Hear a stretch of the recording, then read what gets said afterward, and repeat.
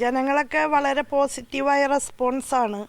കഴിഞ്ഞ 10 വർഷക്കാലമായിട്ട് ഇടതുപക്ഷ ജനാധിപത്യ മുന്നണി സർക്കാർ ഇവിടെ നടപ്പാക്കുന്ന വികസന പ്രവർത്തനങ്ങളും ക്ഷേമ പരിപാടികളുമെല്ലാം ജനങ്ങൾ നെഞ്ചേറ്റിയെടുത്തിരിക്കുകയാണ്. അവർക്കറിയാം, ഒന്നാം പിണറായി സർക്കാരിൻ്റെ കാലത്ത് പല വിധത്തിലുള്ള പ്രതിസന്ധികൾ നമ്മൾ തരണം ചെയ്തു.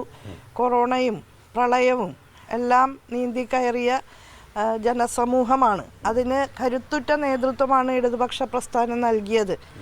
ആ കാലഘട്ടത്തിൽ ആരംഭിച്ച എല്ലാ വികസന പ്രവർത്തനങ്ങളും സമ്പൂർണ്ണമായി പൂർത്തീകരിക്കുകയാണ് രണ്ടാം പിണറായി സർക്കാരിൻ്റെ കാലത്ത് ചെയ്തത്.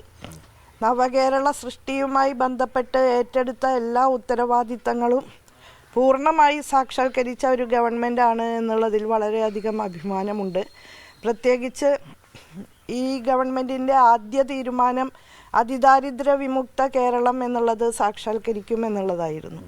അതിനായി വിവിധ വകുപ്പുകളെ വളരെ സമർത്ഥമായിട്ട് ഏകോപിപ്പിച്ചുകൊണ്ട് നമ്മുടെ മുഖ്യമന്ത്രിയുടെ നേതൃത്വത്തിൽ 64 ലക്ഷം കുടുംബങ്ങളെ അതിദാരിദ്ര്യ വിമുക്തമാക്കുന്നതിന് നമുക്ക് സാധിച്ചു.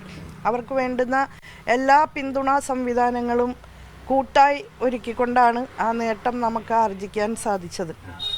അതുപോലെ സമൂഹത്തിലെ ഏറ്റവും ദയനീയരായ മനുഷ്യർക്ക് ഒന്നാമത് പരിഗണന കൊടുത്തുകൊണ്ട് തന്നെ അവരുടെ അടിസ്ഥാന ആവശ്യങ്ങൾ നിറവേറ്റാൻ കഴിയുന്ന വിധത്തിലുള്ള എല്ലാ സഹായങ്ങളും ചെയ്തുകൊണ്ട് തന്നെ സംസ്ഥാനത്തിൻ്റെ ഇതപര്യന്തമുള്ള ചരിത്രത്തിൽ ഏറ്റവും വലിയ വികസന കുതിച്ചുചാട്ടം തന്നെ ഈ സർക്കാരിന് സാക്ഷാത്കരിക്കാൻ സാധിച്ചിട്ടുണ്ട്.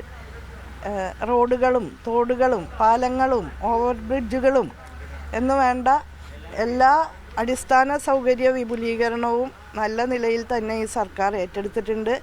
അതുപോലെ വികസന മേഖലയിൽ എടുത്തു പറയാവുന്ന വിഴിഞ്ഞം തുറമുഖം, നാഷണൽ ഹൈവേ വികസനം, മലയോര ഹൈവേ, തീരദേശ ഹൈവേ, രാജ്യചരിത്രത്തിലെ ആദ്യത്തെ ജല മെട്രോ, രാജ്യചരിത്രത്തിലെ ആദ്യത്തെ ഡിജിറ്റൽ സയൻസ് പാർക്ക്, ആദ്യത്തെ ഡിജിറ്റൽ സയൻസ് യൂണിവേഴ്സിറ്റി, ഇതെല്ലാം ഈ രണ്ടാം പിണറായി സർക്കാരിൻ്റെ കാലത്ത് നമുക്ക് അഭിമാനപൂർവ്വം തന്നെ മുന്നോട്ട് കൊണ്ടുപോകാൻ സാധിച്ചു.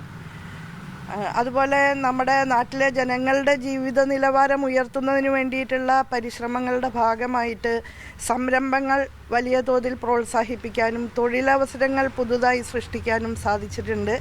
ഈ കഴിഞ്ഞ 2 വർഷങ്ങളിലും കേരളം ഇന്ത്യയിലെ ഏറ്റവും മികച്ച ബിസിനസ് സൗഹാർദ്ദ സംസ്ഥാനമായി മാറി എന്നുള്ളത് വളരെ അഭിമാനകരമായൊരു നേട്ടമായിട്ട് കരുതുകയാണ്.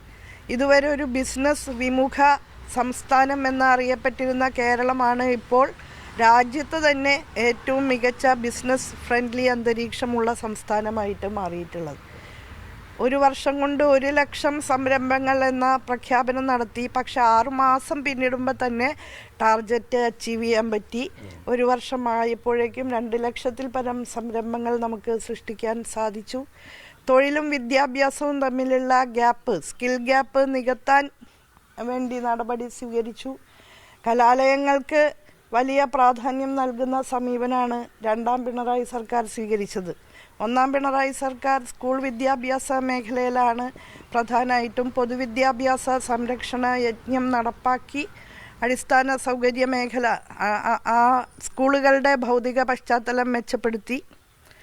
അതിൻ്റെ സ്വാഭാവിക തുടർച്ചയായിട്ട് സർവകലാശാലകൾക്കും കലാലയങ്ങൾക്കുമാണ് രണ്ടാം പിണറായി സർക്കാരിൻ്റെ കാലത്ത് വലിയ രീതിയിൽ ശാക്തീകരണത്തിനുള്ള പിന്തുണ നൽകിയത്.